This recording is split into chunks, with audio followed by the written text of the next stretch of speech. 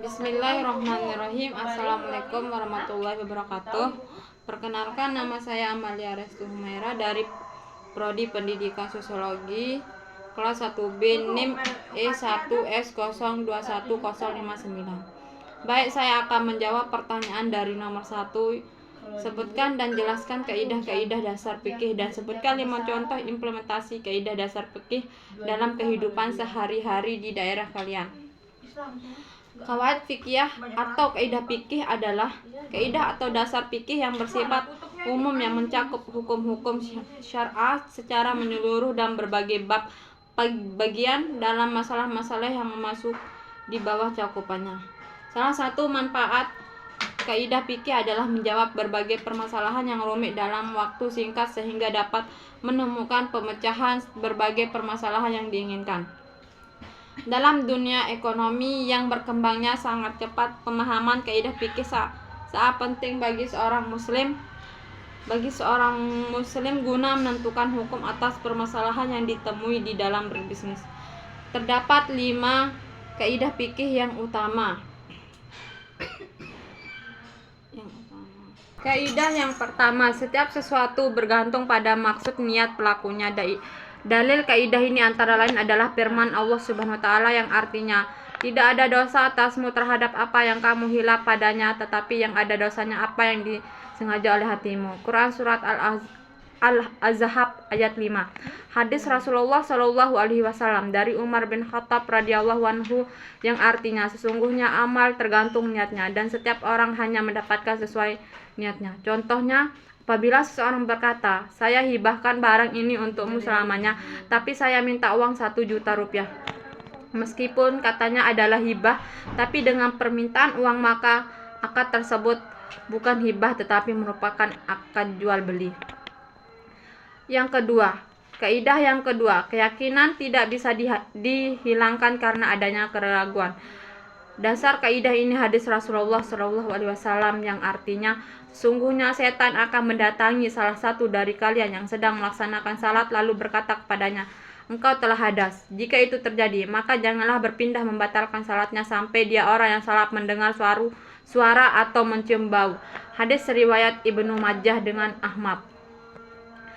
Contohnya, terjadi perselisihan penjual dan pembeli. Pembeli ingin mengembalikan barangnya dan berkata bahwa barang tersebut seharga 15.000, sedangkan penjual berkata harga tersebut adalah 20.000.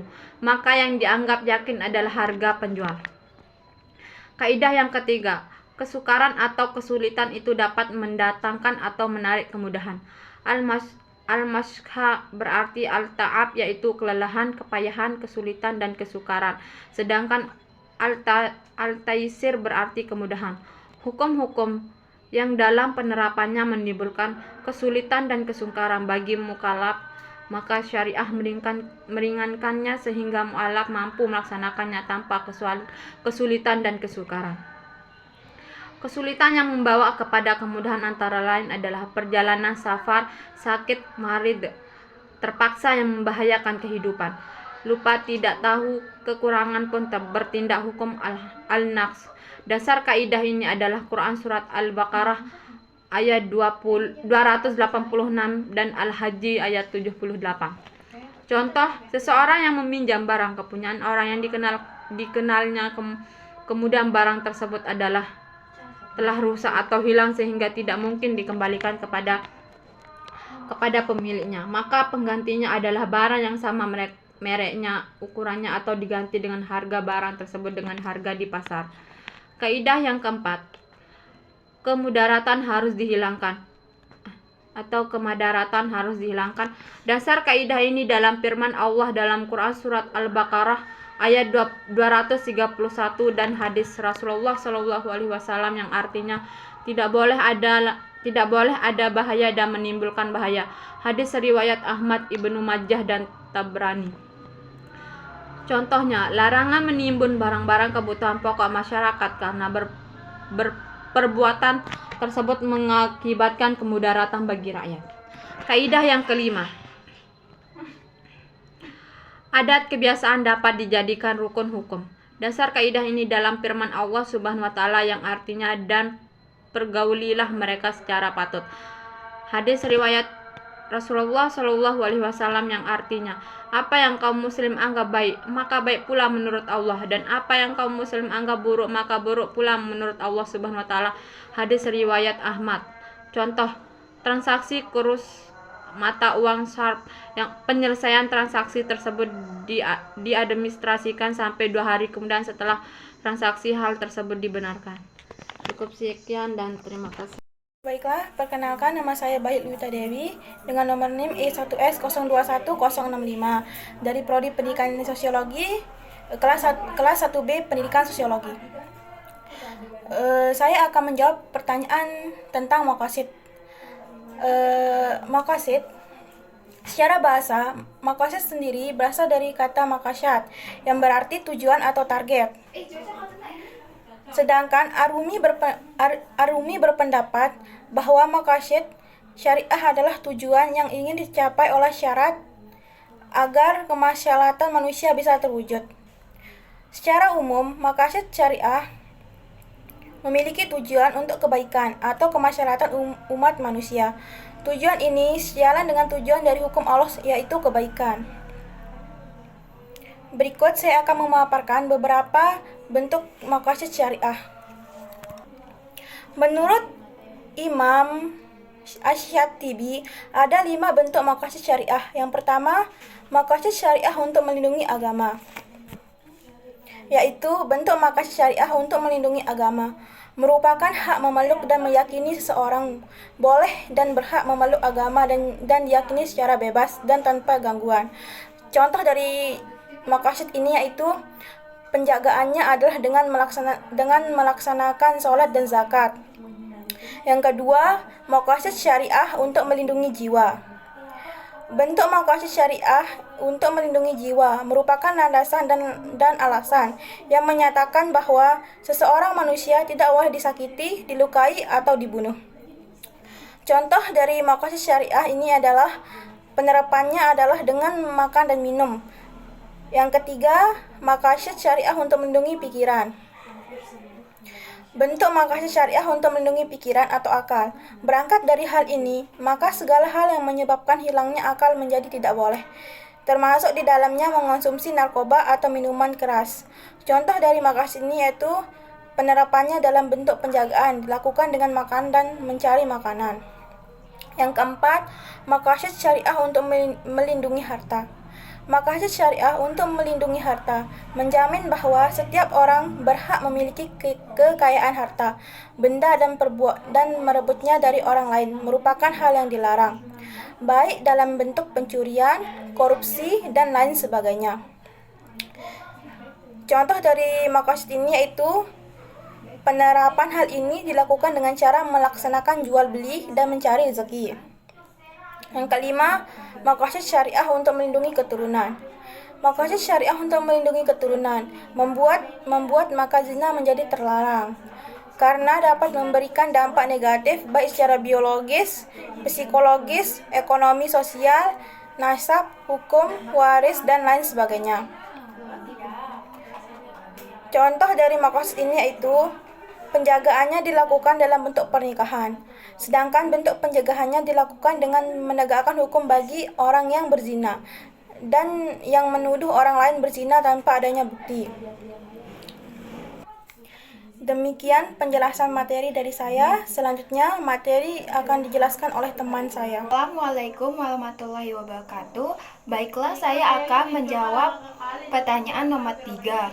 Sebelumnya, perkenalkan, nama saya Alda Wulandari dari Prodi Pendidikan Sosiologi NIM E1S021057. Banyak terjadi perbedaan-perbedaan dalam mazhab, baik itu akidah maupun fikih. Mengapa bisa muncul perbedaan-perbedaan tersebut? Terjadinya perbedaan dalam mazhab disebabkan oleh terjadinya perbedaan pendapat di kalangan ulama.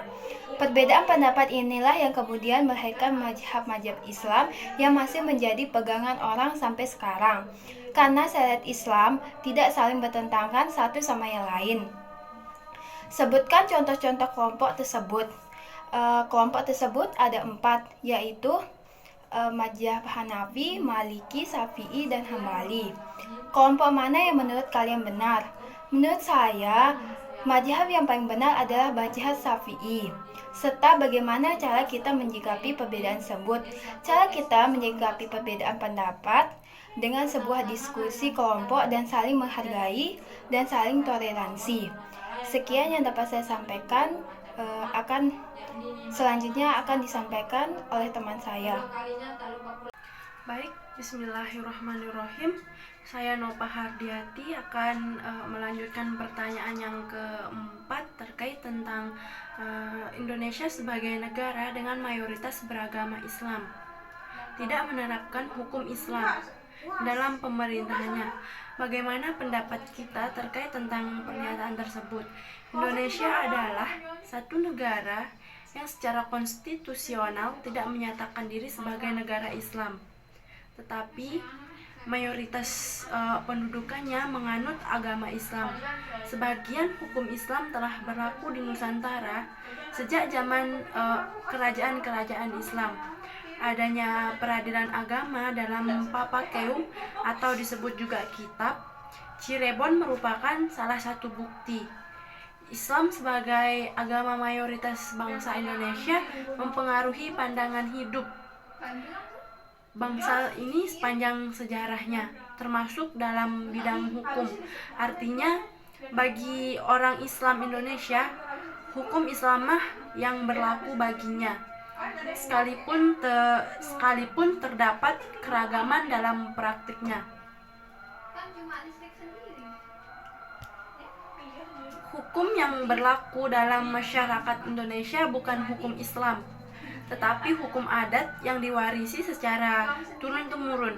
Indonesia juga merupakan kepulauan yang berbentuk mayoritas Muslim, terletak di Asia Tenggara antara benua Asia dan benua Australia. Dan Indonesia juga merupakan negara berpendudukan Muslim terbesar di dunia. Terima kasih, mungkin hanya itu penjelasan dari saya, kurang lebihnya saya mohon maaf. Assalamualaikum warahmatullahi wabarakatuh. Selanjutnya akan dilanjutkan oleh kelompok kami. Assalamualaikum warahmatullahi wabarakatuh. Perkenalkan, nama saya Mezura Saliana dari Fakultas Keguruan dan Ilmu Pendidikan, Prodi Pendidikan Sosiologi, kelas 1B dengan NIM E1S021036. Hari ini saya akan menjawab pertanyaan nomor 5 yang bunyi pertanyaannya adalah Islam sebagai agama yang dibawa oleh Nabi Muhammad SAW muncul sekitar 1400 tahun yang lalu yang masih eksis sampai sekarang. Apa yang membuat agama Islam tetap eksis dan bagaimana Islam menghadapi perubahan zaman dan tantangan modernisasi? Jelaskan. Jawaban saya, ada 2 hal utama yang membuat Islam eksis sampai saat ini. Yang pertama yaitu bahasa Arab. Cak Nur pernah bilang, agak sulit dimengerti bagaimana dalam suatu masyarakat yang sederhana atau jazirah Arab sampai bisa menampung firman Tuhan yang terakhir atau Al-Quran. Bahasa yang paling berpengaruh dalam peradaban dunia itu Sanskerta, Yunani, Latin, dan Arab. 3 bahasa yang pertama sudah mati, tetapi bahasa Arab masih hidup. Jangankan bahasa Latin, ratusan tahun lalu, sekarang saja sudah susah. Kira-kira kalau Al-Quran yang terdiri dari 114 surah, 30 juz, dan 623 ayat itu, apakah manusia bisa menghafalnya jika ditulis menggunakan Latin? Tapi karena Al-Quran menggunakan bahasa Arab, orang-orang bisa menghafalnya, bahkan remaja sekalipun sudah mulai menghafal Al-Quran walaupun berbahasa Arab. Yang kedua, agama Islam itu sendiri. Dengan bermodalkan Al-Quran dan hadis, dengan tuntutan para ulama, manusia dari generasi ke generasi mulai bangun tidur sampai tidur kembali, dari keluar masuk WC sampai keluar masuk pasar, dari hubungan dengan Allah atau ibadah sampai hubungan dengan sesama manusia dan lingkungan sekitar atau muamalah dibahas tuntas karena kemampuan Islam menjelaskan segala permasalahan manusia. Tak mengherankan jika manusia dapat menerima Islam dengan baik. Hal ini membuat Islam tetap eksis hingga saat ini. Kemudian, Saya akan menjawab bagaimana Islam menghadapi perubahan zaman dan tantangan modernisasi. Pertama, kita harus mengetahui apa itu modernisasi. Modernisasi adalah sebuah bentuk transformasi dari keadaan yang kurang maju ke arah yang lebih baik, dengan harapan mencapai kehidupan masyarakat yang lebih maju, berkembang, dan modernisasi merupakan hasil dari kemajuan ilmu pengetahuan dan teknologi. Syarat modernisasi. Yang pertama, cara berpikir ilmiah, di mana masyarakat semakin modern, masyarakat berpikir secara rasional. Selanjutnya, biasanya modernisasi tidak akan tercapai ketika administrasi negara tidak dimensi secara baik dan benar. Ketika administrasi negara secara baik, maka modernisasi juga mengiringi. Modernisasi ini adalah organ tingkat organisasi. Semakin modern, maka biasanya disiplinnya semakin tinggi. Selanjutnya ada desentralisasi wewenang dalam pelaksanaan perencanaan sosial atau social planning yang tidak mementingkan kepentingan pribadi atau golongan. Dampak dari modernisasi. Dampak modernisasi ini ada dua, yaitu dampak positif dan dampak negatif. Dampak positif dari modernisasi yang pertama yaitu perubahan tata dan sikap yang tidak rasional menjadi rasional. Yang kedua, berkembangnya ilmu dan teknologi. Yang ketiga, tingkat kehidupan yang baik. Kemudian dampak negatif modernisasi, pola kehidupan konsumtif. Yang kedua, sikap individualistik. Yang ketiga, gaya hidup suka meniru yang lain. Contohnya yaitu mengikuti gaya yang kebarat-baratan. Yang keempat yaitu kesenjangan sosial, dan yang terakhir adalah kriminalitas. Islam dalam menghadapi tantangan modernisasi ini, kita tahu bahwa agama Islam itu muncul atau turun jauh-jauh hari, yaitu sekitar 1400 tahun yang lalu atau 14 abad yang lalu. Yang perjalanan ini merupakan perjalanan panjang. Banyak perubahan-perubahan yang terjadi di masyarakat, yang baik itu perubahan sosial, bagaimana Islam menghadapi perubahan zaman itu, hingga Islam masih bisa dirasakan seperti sekarang ini. Istilah Islam di agama Islam itu al-Islamu sholih likulli maka wa zaman. Islam itu baik di setiap tempat dan waktu, sehingga tidak heran apabila agama Islam walaupun sudah 1400 tahun yang lalu masih bisa survive. Menurut prediksi, semakin lama semakin banyak orang yang memeluk Islam. Jadi Islam itu lebih banyak mengatur hal-hal yang bersifat fundamental. Yang Islam itu tidak mengatur hal-hal yang mendetail gitu saja. Ada pada masalah-masalah ibadah seperti sholat, puasa, dan zakat. Islam sebagai agama yang rahmatan lil alamin meletakkan fondasi dasar untuk menghadapi segala perubahan zaman, sehingga mampu bertahan dalam setiap zaman. Setidaknya Islam meletakkan fondasi dasar dalam hal iptek, ekonomi, sosial budaya, seni, dan politik. Islam meletakkan porsi yang besar dalam iptek. Hal ini dibuktikan dengan ayat pertama yang turun bacaan adalah Iqra atau membaca, kewajiban menuntut ilmu bagi setiap individu. Islam dan politik. Yang pertama itu al-amanah atau kekuasaan adalah amanah atau titipan Allah yang harus dijaga dengan baik karena esok akan diminta pertanggungjawabannya. Yang kedua, al adalah keadilan bagi seluruh rakyat. Maksudnya kita sebagai seorang pemimpin tidak boleh memihak yang kaya saja atau yang miskin saja, yang kuat saja atau yang lemah saja. Tapi kita dianjurkan untuk berperilaku adil, baik itu mau orang kaya, orang miskin, tetap diperlakukan sama. Yang ketiga yaitu al-huriyah, artinya kemerdekaan dalam berpolitik, berserikat, berpikir, dan berkreasi. Yang terakhir al-musawah dan tabadulul ijtima atau kesamaan keadilan bagi masyarakat. Islam dan ekonomi. Setiap aktivitas ekonomi diapresiasi oleh Islam selama tidak melakukan 3 hal yang dilarang oleh Islam. Yang pertama yaitu riba. Riba merupakan penambahan penambahan yang tidak sesuai dengan syariat, misalnya memberikan bunga pada setiap peminjaman. Yang kedua yaitu gahar, yaitu mengandung unsur-unsur yang berbahaya seperti senjata tajam atau narkoba dan sebagainya. Yang ketiga yaitu masyir, yaitu mengandung unsur-unsur keburukan atau judi, contohnya seperti miras dan lain sebagainya. Karakteristik ajaran agama Islam. Yang pertama itu adalah rasional. Contoh, ketika berzakat dibolehkan tidak berzakat bagi yang tidak mampu. Yang kedua, sesuai dengan fitrah, tidak bertentangan dengan akal pikiran kita. Yang ketiga yaitu tidak mengandung kesulitan. Tidak dipaksakan bagi orang yang tidak mampu untuk melakukan hal-hal yang baginya tidak mampu ia kerjakan. Yang keempat yaitu bertahap.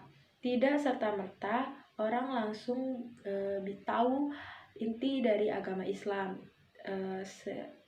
Agama Islam itu sendiri. Kita belajar secara bertahap dari hal yang paling mudah ke hal yang paling sulit. Karakteristik ajaran Islam ini membuat Islam mampu bertahan dan menghadapi tantangan modernisasi. Sekian jawaban dari saya, kurang lebihnya saya mohon maaf. Sekian dari saya, wabillahi taufiq wal hidayah. Wassalamualaikum warahmatullahi wabarakatuh.